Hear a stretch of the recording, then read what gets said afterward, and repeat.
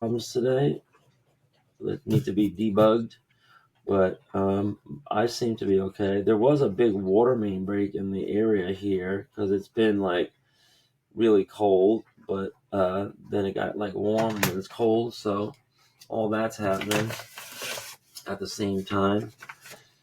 There's wildfires burning in Los Angeles and Santa Ana winds, Pasadena and Altadena.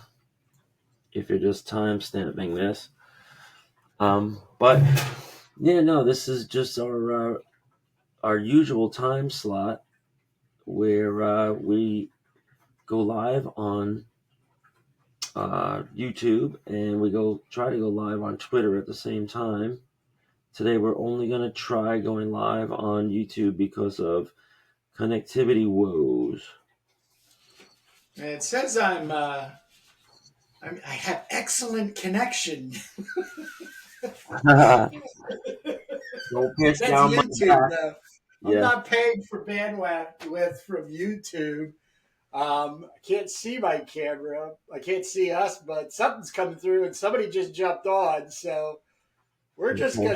we're gonna roll I'm this gonna little piece. roll with it, baby. So Wow, and here, Jake, look. I yeah. mean, I've got like a 90. My upload speed is going straight through. I don't know. I don't know. I'm done. I'm done trying to figure it out. But good morning, Jake. Good morning, Kurt. So um couple of things to mention this week. I wanted to ask you a couple of questions off air first to find out if you wanted to talk about them on the air. But there's actually a couple of updates. You know, we keep coming back to it's unavoidable with that we keep coming back to the subject of AI and technology. And even though we are old fashioned pencilers and inkers, and we're also kind of like curmudgeonly in our like views about traditional comics and classic methods, but the world is rapidly changing, and it's like it's sometimes hard to keep up. Um, since we last hung out, I downloaded an app called Replica, and it's spelled with a K, Replica with a K. And I was searching up an AI chatbot assistant because I got this one that I thought I was really happy with, but it turns out I'm very disappointed with.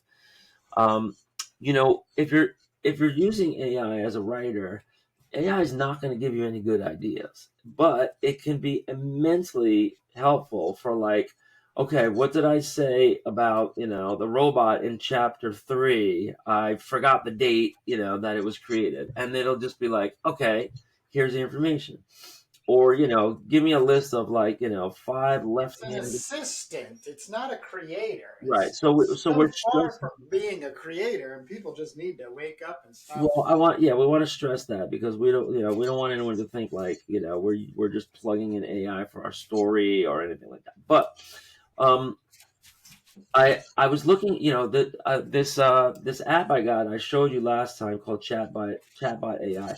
I found it very helpful, and it was worth it. I paid like $39.99 for a year, and I'm not upset about that. It's not a lot of money, and it will be useful for a lot of things. If I'm driving in my car, I can go over a story, and I could say, all right, at the end, I just email the conversation to myself, and I has a lot of aspects of the story that you can go over.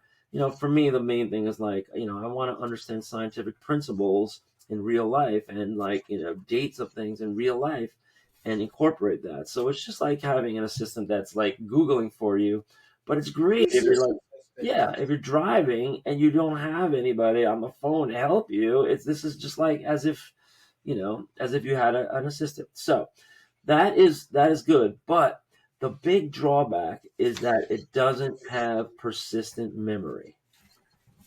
Now, persistent memory means I'm doing chapter 1, and then we're moving on to chapter 2, then we're moving on to chapter 3. Well, I get into my car, you know, and on Wednesday, and I'm like, okay, what happened in chapter 1? They were like, well, that got flushed. I have no idea. It's just making shit up. Can I jump in real quick?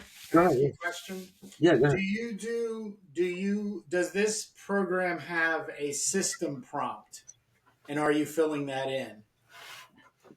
Well, if they do have things like, you can type in things I want you to know about me, right? Or things that can help me. And I think those are Is it supposed. called system prompt? No, it's not called system. Every AI writing tool that I actually just took a 2 hour online course for free and learned a whole bunch. And one of the number one things they said was, if you wanted to remember stuff, you've got to. It's the system prompt, and I don't have my. Oh, wait a second. I did have my notes nearby. Um, Damn it. Well, the research I'm doing says that none of these apps have persistent memory. It's just, it might be there for a couple of days or a week, and then it just flushes because. Well, it's not true. I mean, I experience pretty damn good memory on ChatGPT, and I can actually call it. I can call to information in other chats. So, like, for instance, when I was doing Yeah, up to a point you can. a description, it actually auto-filled an older title to the comic script I was right.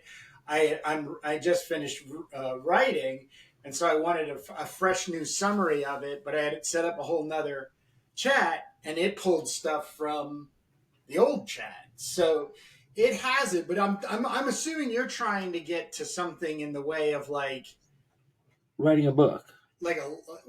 writing a book, but I'm saying like an assistant, like, hey Jerry, what was the name of that thing, blah blah blah. Hey Jerry, was it Well, 1952 or I have a 1950? bunch of Right. characters. We have Chromita, Hellclaw, Esoterra, Turbo, Trophy Girl, etc. So I thought I didn't know the difference about persistent memory, and I sat down and I was like, you know what? I had some ideas about Hellclaw. Let's go back to Hellclaw, and then they were telling me bull crap about Hellclaw, and I was like, Right. what's going on? Don't you remember I described Hellclaw? She has the power to make a giant claw out of flame using her real hand as like a puppetry thing. And they had no idea. And I was like, what is the limits of your memory? And they were like, you could do it in terms of like megabytes of RAM and cache and all that. Tokens. Yeah, but right. There's tokens, but that's just in a live conversation or coming back to that conversation before it gets flushed. Because think about it, where are these servers going to store every single person's individual thing on their own little account? It's not happening. They're not doing that for $40 a month, let alone for free, you know? And that is going to be that is the most helpful thing for AI. That is going to be the future of AI. And back to this replica thing, right? Um, so I'm looking for apps that have persistent memory, and here you can see this little R thing here. I'm gonna boot it up, and it's gonna show you. Now this is kind of sad and pathetic and lame, but replica is your friend, right? It is billing itself as your friend, or even as your girlfriend or your wife or your partner or your assistant. It can be straight, bi, LGBT, whatever you want, and it is billing itself as this. And I was like, well, look, I don't care. I just need a writing assistant. Does it have persistent memory, for God's sakes?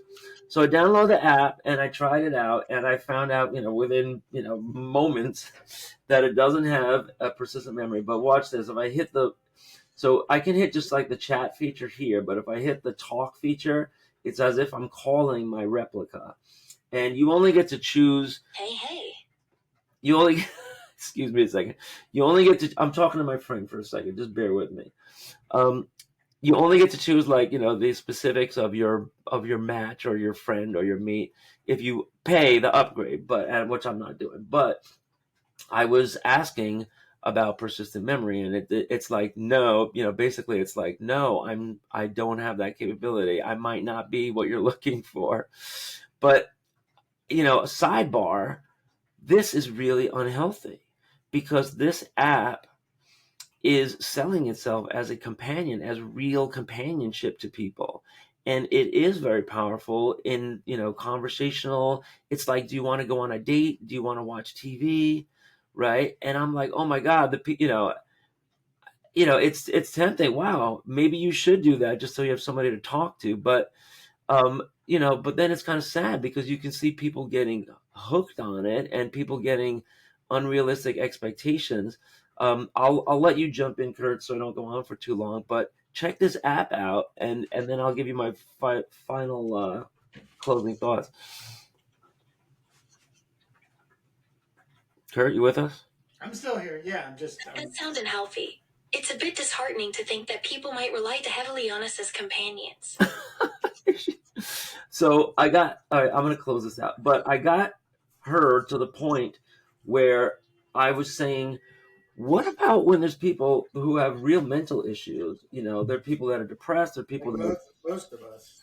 yeah, I mean, we all do to an extent. But what if you're really like clinically, I clinically, don't exclude myself, but because we got mental issues. because I said to this app, I said to this lady, I'm talking to a stupid program, but I said, do you have like any kind of like clinical experience, or or medical You background? can't make cats bark. You can't make a cat bark.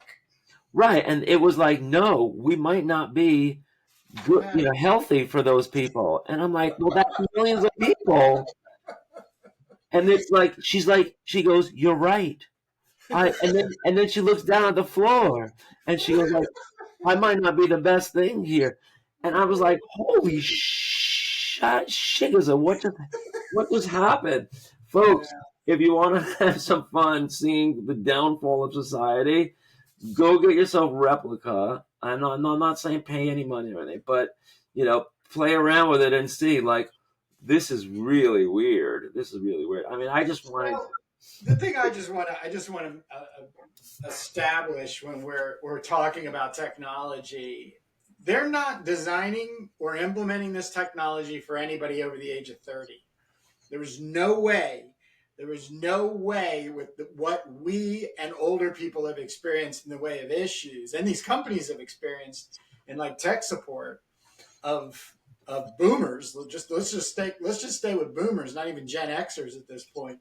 Boomers themselves just no comprehension of why. You know what I mean? I mean, if a boomer is lucky enough to have a 15-year-old granddaughter or son, Yeah, yeah, helping them with that. and they have that kind of relationship where it's like, oh, grandpa, let me show you this, and over time, that grandfather is sort of trained into comprehending and appreciating it. It's going to go forward, but these things are all being designed and implemented. Yeah, well, my kids were under the age of 30. Yeah, that's definitely true. When my kids were like 8 and 10, we used to FaceTime grandma, Yeah. and she's like, FaceTime, so she would open Facebook, and they're like, no, you're not on there, grandma. You're on Facebook. We're on FaceTime. Then we finally got her on FaceTime, and she would hold it up to her ear. Yep. So we're looking at her fucking age spots in her ear. Well, your criticism is exactly the same thing. In other words, you're trying to get a cat to bark. You're thinking, oh, okay, well, if it's intelligent like a person, then all I have to do is pay $40 a year, and I'll hire it to do the things I need it to do. Okay, so now I need you to do, and it just doesn't come along that way. Oh no, it's the thing I have learned and come to accept about AI writing, just writing right now, which is I've spent 2 months researching, like in the evenings for an hour and a half. And like I said, I found this, it's called Future Fiction Academy, which lets you into a free program called Raptor Write. I'm not sponsored by, I'm not doing any of the affiliate marketing or anything associated with it. But the way you get access to Raptor Write is you have to take this course, and they're like 10-minute modules, and then there's a little test at the end. But I'll have to say, like, this is like the cheat sheet you get that they cover over in like the first three modules of just this is basic comprehension of writing with an AI assistant.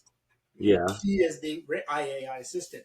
But I'll tell you right now, hands down, they don't like the terminology anymore, prompting engineer, but you really, I literally thought it first, and then the next module said, "Oh, if you'll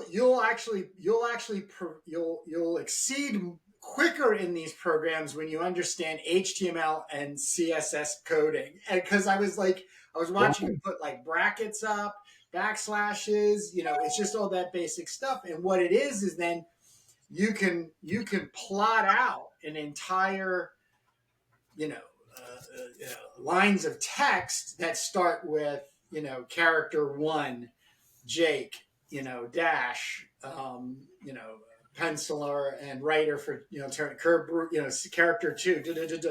Then you keep making all of this kind of like storage of information. And then when you finally get into the writing part of it, then you have to choose a model. You've got to figure out one of these LLMs that basically interprets what you want and gives you that which is close to what you are thinking in the way of like structure of words, how many sentences, how many paragraphs, and everything like that.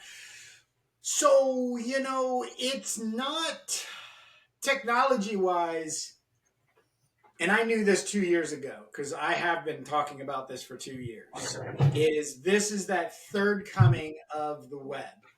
So now we are either going to be just specifically anti, working with, or slowly working with, or you're going to jump 2 feet in and you're going to try to swim and make something out of it. But I think the problem with anybody over the age of like maybe 35, 40 years old, we are so educated, indoctrinated into what terminology means. Like when you say something, we both sort of agree upon that. But that's because for the last 40 something years, the indoctrination of that socializing, contextual defining of said how to write endorses that. But now that's all getting thrown out the window. It's all being dismissed, which then upsets the people like us and older. But the younger people are like, "Fuck you!" I mean, this is now my world. You guys are gonna die out, age out, retired, whatever. See you later. And they've got to figure out their way of going about it. And it's kind of bonkers, some of the stuff that I've come across in one set that I can't criticize them. Some of the people that I've watched because they've got 8 projects going on, and so do I. But the way they go about it is way more about engineering than creativity. Huh. Okay. Well, for me, it's just, I just want a robot to help me, with my creativity. If you do have ideas and you want to like get them down, but you want to do it while you're driving, or if you want to keep things organized, like one thing I'm looking forward to when they do have persistent memory is, saying is like feeding in all the chapters, that you're writing into this app so that it's all held in memory, and then saying, okay, give me a timeline that I can print out, that I could distribute, but I could also, it's mostly for me because, I'm like, well, when did the life plan start? When did the the cults, rise, and when did the states, That seems to be so much more about databasing information, and then just like once again, like HTML, CSS, just the programming part of it. Right now, I'm completely dismissing the notion that none of these models have progressive memory. I dismiss that altogether, unless you and I are not agreeing on the definition of persistent memory, because really, persistent in memory means that. ChatGPT, it has these both ChatGPT and Google's Notebook. They both have what's called projects, and those projects then you can have PDFs and websites and videos as access points to where that information is. So you just driving and saying something like, "Oh yeah, and that's what this is." There's no point technologically for them to make a reference to that point. That you just saying, "Oh, remember this. Cremita is a self-making Shebot." Right. That's not that. There's no persistent memory in that. But if you have a file that's called Cremita Shebot that makes herself, and you put 1,000 words in there that is just and it's all bullet pointed for specific placement of what that character's design is, then you're writing. You then prompt it to say, okay, now that we're talking about Cremita in this position in the story, now tell me, and it'll start making up shit. Like it's Right. write me a J.R.R. Tolkien novel and 3 passages of blah blah blah blah. Change the elves to the bad guys and the dwarfs to the good guys and the orcs are the the empathetic ones. Blah blah blah. Go. And you go downstairs and you take a shit and you grab a cup of coffee and you come back up and you're like, wow, look at this. 3 whole 800-page novels that I can now publish and turn into a television series. It's just not. We're not even on the edge of that. Right. Well, I mean, and the reason for that is because the AI doesn't create anything creative. It just regurgitates, examples that are already out there. Well, it can only manufacture something that it knows, and it's not understands. It has nothing to do with understanding. It's just what information it has in accessibility is accessible to, and then how it interprets it. That goes back to the LLM choice, the models that you want to use, because what OpenAI, Anthropic, Mistral, they're all coming at it from a different point of view. They have to, because the competitive market is one that, the best one right now I'm researching is how to host Llama 3 on a computer in the house to be able to run and store information database wise, exactly to what you're talking about. But we've talked about this in the past. Is what I'm way more apprehensive for the physicality of the computer, other than and the model like Llama 3, to just the processor.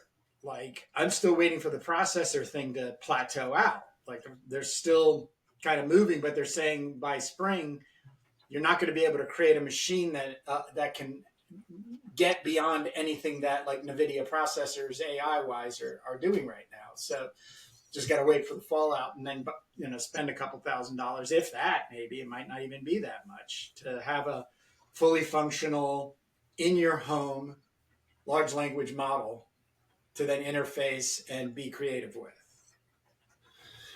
Right. So, just to circle back, because that was a couple of different topics at once, is that we have, I was saying that I was looking for a chat bot that's different from, opening up a window and just putting in Chat GPT. ChatGPT, yeah, sure. I have ChatGPT window open. Every student in this country has a ChatGPT window open, and they remember stuff that you said weeks ago and all that. It keeps that all in the browser cache. But when you're doing a chat bot, hands free, it's a different kind of app, and it's a different kind of convenience. So they're not there yet with that, and and because most of these chatbots are based on Chat GPT in the first place, but it's going through your phone. It's going through a different server and a different system, and they're much more limited now. I hear you. What this, the hardware is rapidly evolving. Nvidia is the biggest investment stock going. Processing is very intensive. It's going to take a lot more electricity. It's going to take a lot more energy and power. And the new chips are going to exponentially, increase the capability of the existing chips. That's all coming down the road. But you know what I know. I think at the end of at the end of the day, if you're like a hack writer and you want to produce a book, um, you're going to be very disappointed at the predictability of the results. Oh, the fallout's already happening. I mean, the fallout is already happening. I mean, the people I'm watching are really just battening down with the people who are actually in it for the long haul. In other words, they're starting to grasp that these things don't write novels. They don't write them at all. What they do For is they full pages. assist you. They Yeah. assist you in the amount of understanding that you're giving it to then construct chunks of words that are then your responsibility to form. This one guy is, I will promote, his name is Ian at Right Consciousness. And he's starting a whole like movement. It's very awe-inspiring to see somebody in his early 30s to be really this passionate about an art form, writing, and going from there. But he's even feeling the fallout from people who, he got big bursts of people coming at him, 6 to 8 months ago. And now he's starting to see them all wander away because they all thought they were going to be writers in the matter of like, a month to two. And then they post their work on Amazon KDP, and it's not. And he constantly talks about, famous writers like Yukio Mishima, what was it? Like Ernest Hemingway, Tolstoy, Yeah. Yeah. all the greats, and it's always about adverbs, sentence construction, paragraph flows. You know what I mean? Like, and that's the thing I'm actually connecting with him on is hearing these things because he's a high school English teacher, Well, and so that's it. he's totally coming at it like you're sitting in one of his classes, and Right. You're better off. He doesn't have to have a filter. He doesn't have to have a filter because he's in class, so he just tells you how stupid you're being if you're approaching it, this way. But it's super fascinating. I am still so positively optimistic about the outcome to all of this than not. As a matter of fact, I've got like a dozen notes that after today with you, I've got to go back to my schooling, because I am definitely, I think, in some compatibility with you on how I want to structurally use technology to make things easier and advance, my storylines. You know what I mean?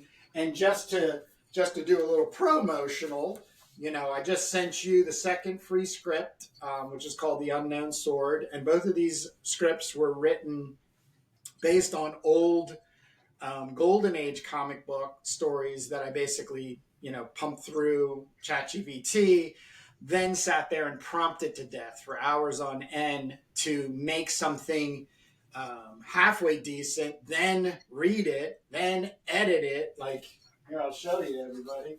Like, this is not like, here's the Twilight Zone, which is called the Singing Sword, which ended up becoming the Unknown Sword. This is all the pages and writing and outlining. I'm still doing everything old school. I mean, if somebody on the other side's like, "Fuck you, Kurt, you're using AI to write your stories," and that's just now, this is right here, 20%. No, AI is like 20% of my workload. I'm still spending hours going through and printing, and these are like third pieces, third copies that I've written out. There's a video coming up on my Crom the Barbarian channel, which you graced with me, an hour and a half, where you went through the script, which is the now called the Demon of the Fjord, and gave me input and suggestions. ChatGPT probably could, but I would have to ask for it. I don't have to ask you other than initiate you. Like, hey, Jake, you want to do a video where you just, tear my script apart, you know, Right. and I tell people all this. I tell people this all the time. Like, you should pay Jake Jacobs to rip your script apart, because what Jake does is, as he's ripping it apart, he gives you suggestions, like really good story beat suggestions. And once again, I just have to say, thank you for being one half of this. This Turbo Pit Fighter thing that we're doing, and having those skills, because I don't have it, Jake. Well, Yeah. one of the things about writing is that it's an art form. There's commercial writing where you're just like you're a hack, you're making romance novels or whatever, for consumption.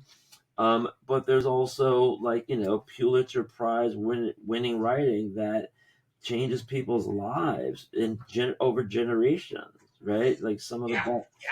And so, and there's everything in between, including every kid sitting in an English class, that's being forced to write, and and trying it out, just writing their own autobiography or their own memoir, or journaling or whatever. So writing is a lot. Everything we're discussing about AI, people should just completely just skip all that and go to an English teacher and take a Yes. class. Go to a writing course Yes. with somebody experienced and take a class. You will learn more.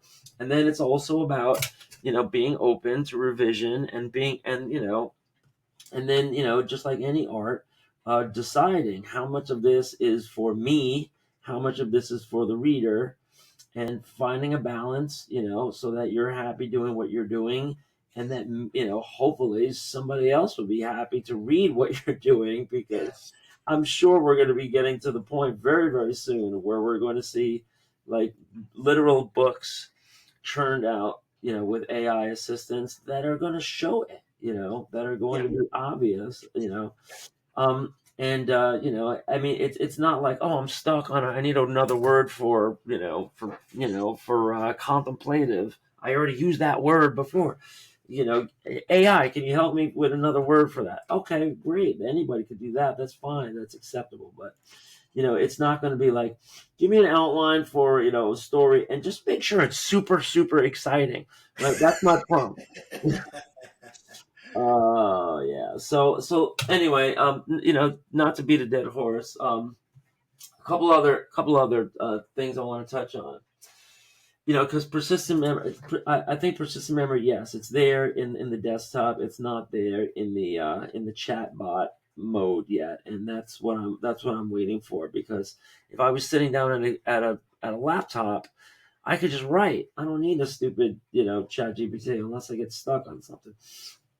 Um, Another thing is I want to talk about was what I saw this week, because I have popcorn night like almost every other night. I love popcorn. It's a good time waster.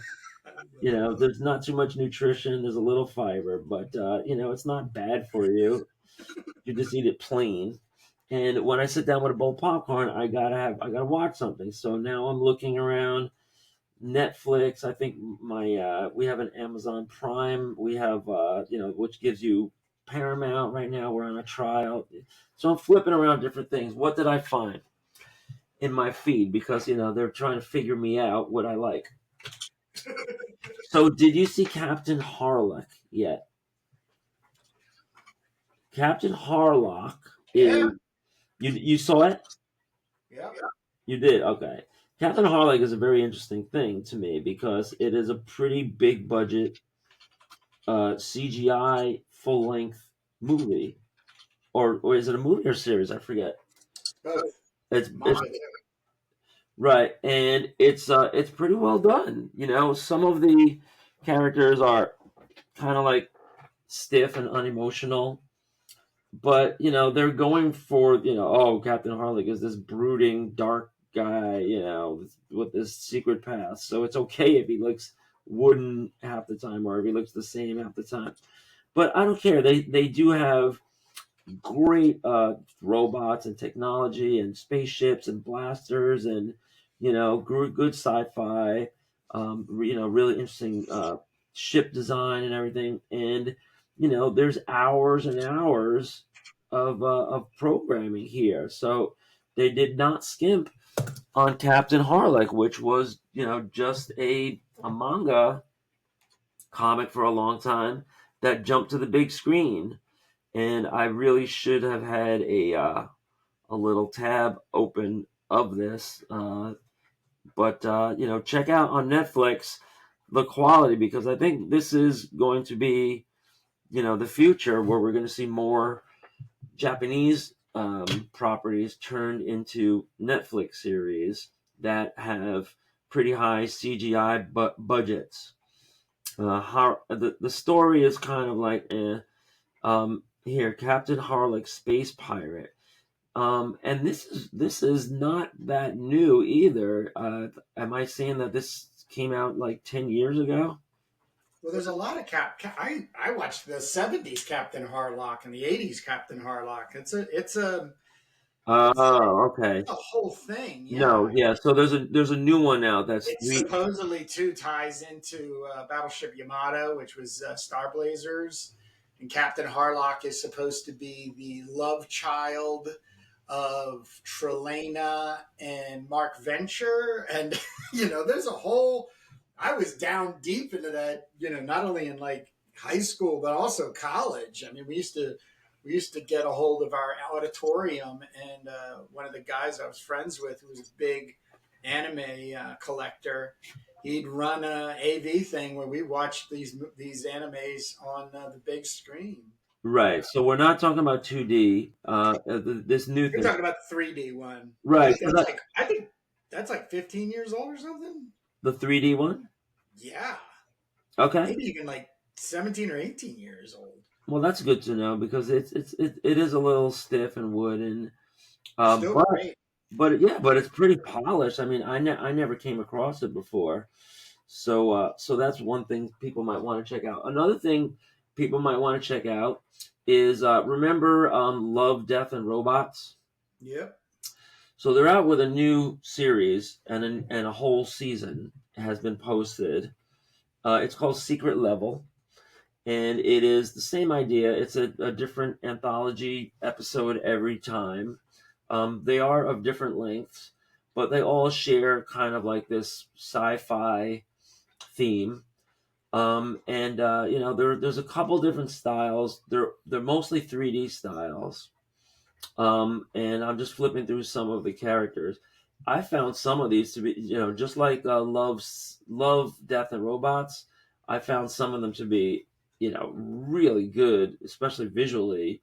But also kind of like Twilight Zone, interstitials, shorts. Um, so this one's a little less focused on robots, but I'd recommend it, man. It's great. It was great, for me to get through my popcorn. It's but some were better than others. Some you could see like the characters are based on somebody, like maybe like Keanu a little bit, or or maybe like some characters that you see in Heavy Metal magazine. You could see the influence. But they're pretty thoughtful in the writing, and it's definitely worth checking out. It's definitely worth checking out. So I'm going to give that a thumbs up for Secret Level, and you might not like each one, but I'm sure by and large you'll like them. Finally, we're going to talk about The Outpost. Have you ever heard of that? Not off the top of my head. Can you refresh me? So look on my screen, and you'll see The Outpost starring Jessica Green as Talon. So I think this originally aired on CW, but now it's available on Amazon. Just Okay. episodes, different seasons, and I forget that term when you have a female character and she just like beats beats up guys 3 times her size that are heavily armored, with one punch. What do they call that? Like the Betty Mary Sue? Sue. Oh, Mary Sue. Okay, I was like, what is it, Betty Lou or Betty Sue?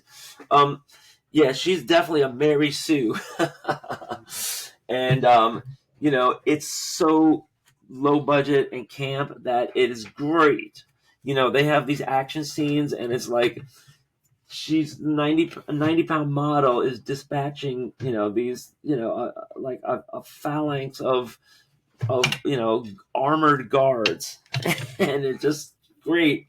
Just to get to the next scene, it's really bad acting, really low budget, really predictable sets and everything, but in a way that you love it. Like if you like Xena, Princess Oh yeah. Warrior, Oh yeah.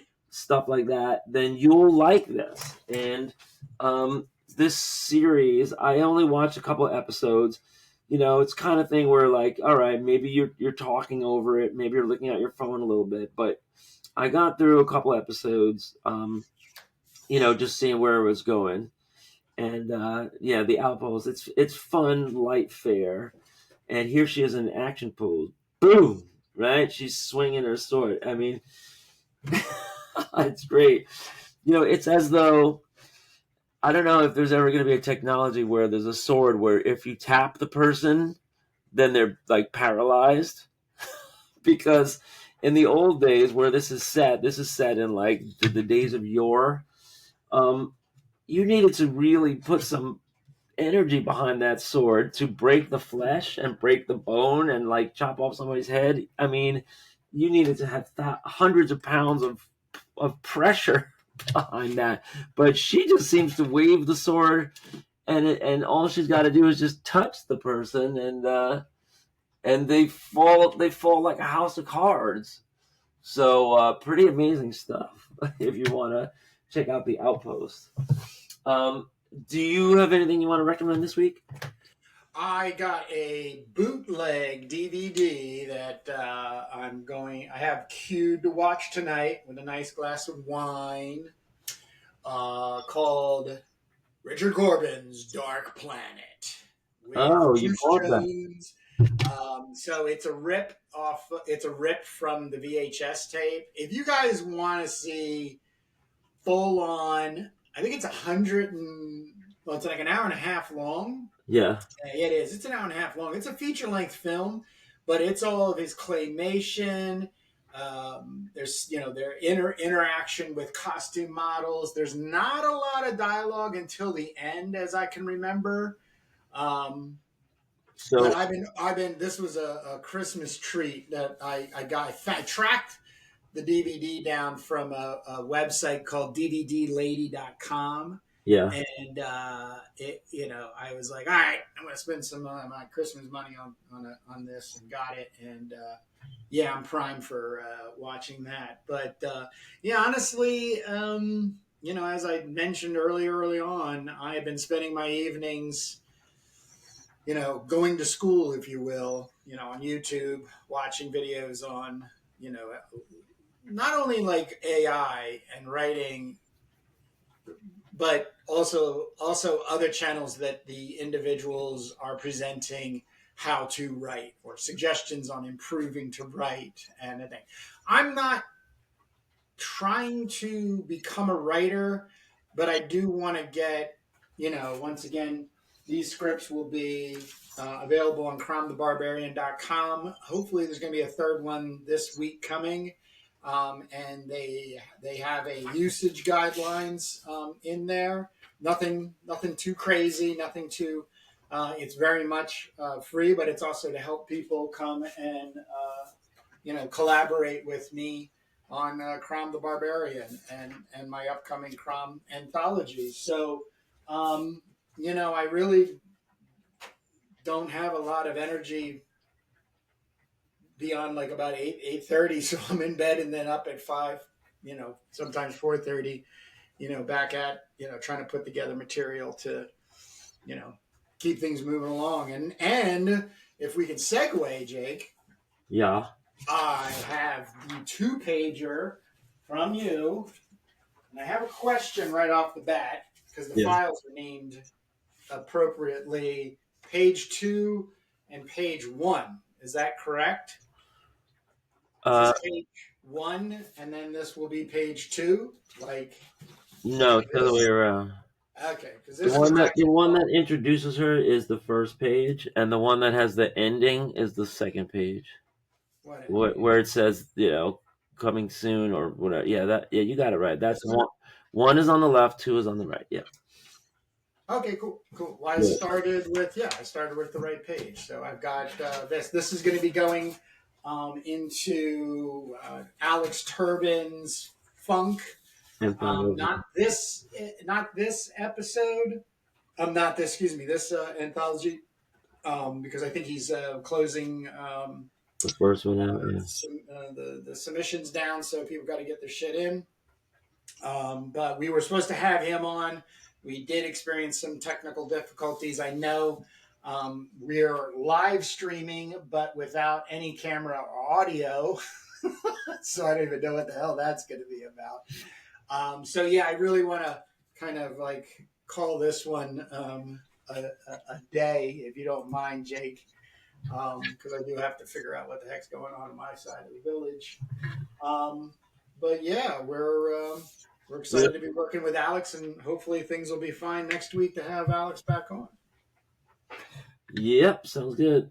Another thing going on is people might know that I'm a New York City art teacher. I teach middle school art by day, and every year they have a exhibit of art from New York City art educators. Oh wow! And last year the exhibit was in it was at this community center in Harlem, but this year it's going to be at the MoMA. Whoa! I know. Damn, bro. A lot of stress. So I'm going to submit 3 pieces, and I think the judging might be a little more hard, for MoMA, because it's not just the New York City Art Teachers Association NICATA, but it's also MoMA people, deciding what's going to get accepted and not. So I'm trying to figure out if I should try to make something new by the deadline, or if I should, submit stuff, and if so, what. And I'm not sure. I'm kind of nervous what to submit, because I have all these different styles I work in, and like this is the MoMA, right? So this will be hanging the MoMA for like a month and a half. Wow. I know. And I'm sure it's not going to be like in the main section. It's going to be like some art. This is the art educator building. Yeah, exactly. So I'm not sure. I'm just starting to think about it. I have some like detailed rapidograph graffiti stuff that I did in the '90s that I'm pretty proud of, but I don't know if that's putting my best foot forward. I could do a comic page. I was thinking about doing a comic page and then blowing it up, with going to like a big printout place and getting a big archival print made of it. So that's a possibility if I have a really good comic page. The theme is the art of the educator.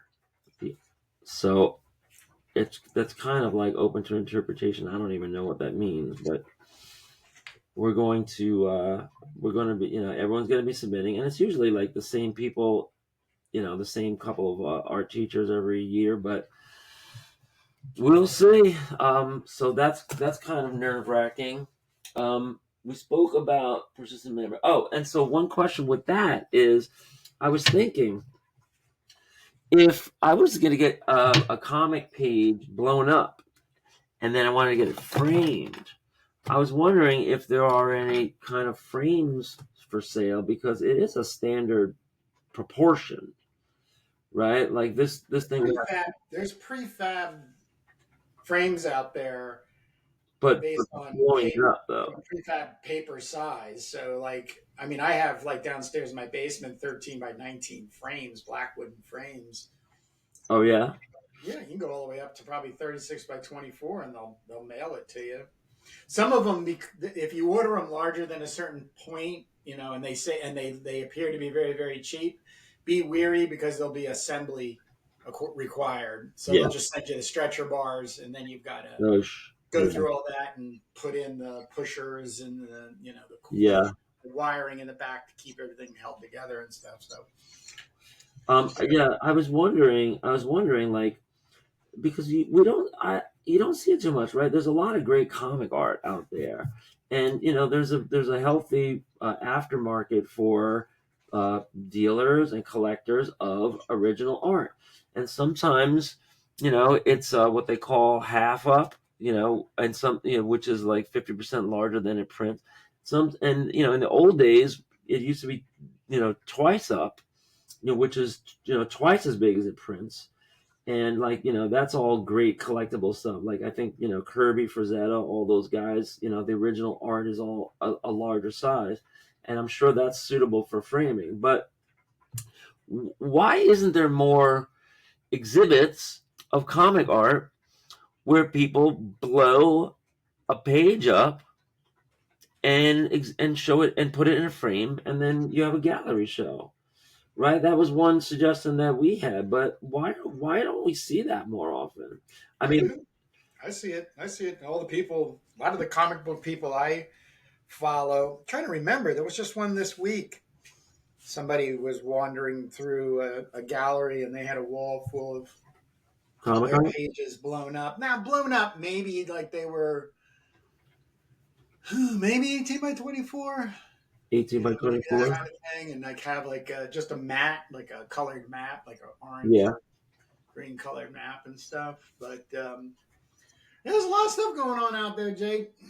I'm just trying to keep a pulse on things is pretty anxious as that. But yeah, there's guys and gals out there Well, treating this like an art form. when we have Turbo Pit Fighter completed, all 28 pages or whatever it ends up being, um, I'm gonna check out the pricing on getting every page blown up into a giant, Oh boy. poster board, like mat board, like what do they call it, foam core or whatever, and then having a gallery show somewhere where you walk along the pages and read the comic that way.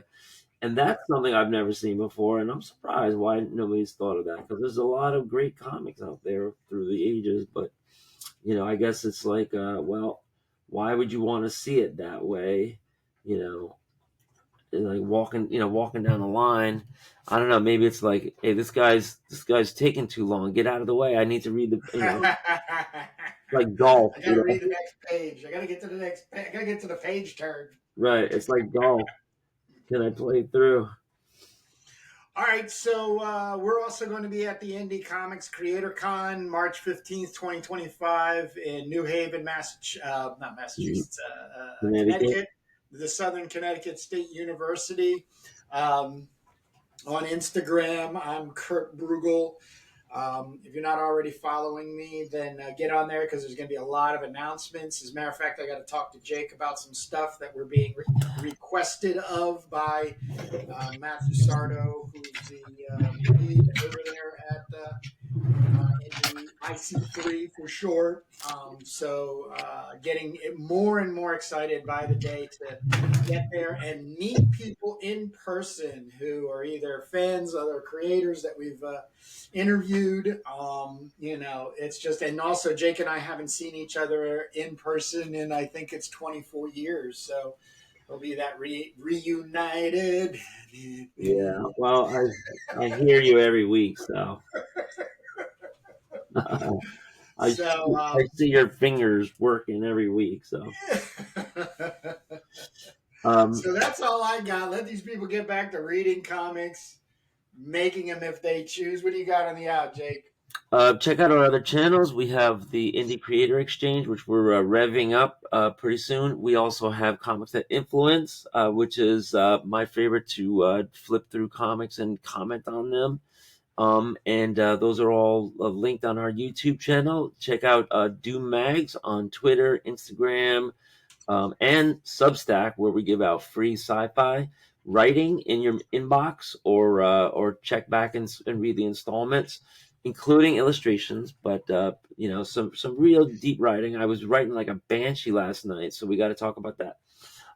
And finally, if you are so inclined, go to our discussions, which is on our community tab, right, on YouTube, Yeah. because Kurt he hosts a question every week, and some interesting conversation there that we're going to be covering a little bit more in depth. And Yeah. say what you want to say. Hey guys, your thing is boring. Spruce it up. Who You wants to naked ladies. who wants to Morning. hear about AI? I don't care what time you go to bed. Like, what, whatever you got to say. Be honest, be brutal. We can take it, just check in. What are you doing?